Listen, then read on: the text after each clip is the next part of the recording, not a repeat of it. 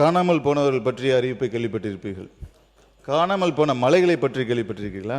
பெரம்பலூர் மாவட்டத்தில் எழும்பலூர் கிராமத்தில் 75 மீட்டர் உயரமுள்ள பிரம்மரிஷி மலை 2006ஆம் ஆண்டு முதல் சுமார் 3 ஏக்கர் பரப்பரப்பில் 25 மீட்டர் உயரம் வரை வெட்டி எடுக்கப்பட்டு காணாமல் போய்விட்டது. பெரம்பலூர் மாவட்டத்தில் அறநிறை கிராமத்தில் 90 மீட்டர் உயரமுள்ள கோனாரிபாளையம் மலை 2004ஆம் ஆண்டு முதல் சுமார் 8 ஏக்கர் பரப்பரப்பில் வெட்டி எடுக்கப்பட்டு காணாமல் போயிடுச்சு.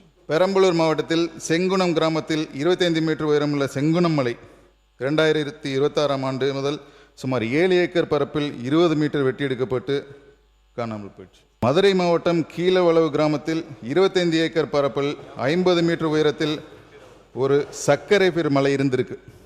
ஆனால் 2003க்கு அப்புறம் அந்த மலையில் 7.5 ஏக்கர் காணாமல் போயிடுச்சு. மதுரை மாவட்டத்தில் கொண்டையம்பட்டி கிராமத்தில் 35 மீட்டர் உயரமுள்ள குன்று 2021க்கு பிறகு சுமார் 5 ஏக்கர் பரப்பு வெட்டி எடுக்கப்பட்டு காணாமல் போயிடுச்சு. திருப்பத்தூர் மாவட்டத்தில் ஆம்பூர் பேட்டை கிராமத்தில் 10 மீட்டர் உயரமுள்ள குன்று 2024ஆம் ஆண்டு முதல் சுமார் 2 ஏக்கர் பரப்பு வெட்டி எடுக்கப்பட்டு காணாமல் போயிடுச்சு.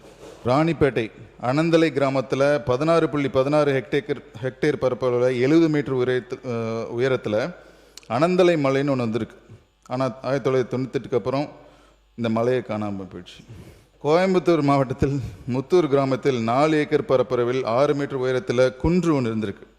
ஆனால் 2022ஆம் ஆண்டுக்கு பிறகு அந்த குன்றே காணாமல் போயிடுச்சு. கோயம்புத்தூர் மாவட்டத்தில் முத்தூர் கிராமத்தில் 3 ஏக்கர் பரப்பரப்பில் 10 மீட்டர் உயரத்தில் குன்று ஒன்று இருந்திருக்கு.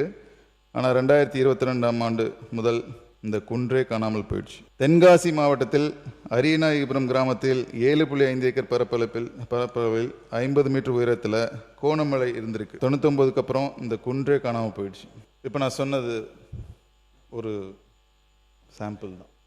ஆஹா சூனா போனா ஒவ்வொருத்தர் இருக்க வேகத்தை பார்த்தோம்னா அவன் அருமை வறுமைக்கு ஆபத்து வந்துடும் போல் இருக்கடா.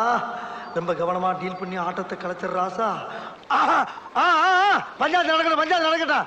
யாரா இருந்தாலும் தைரியமா சொல்ல பாருங்க.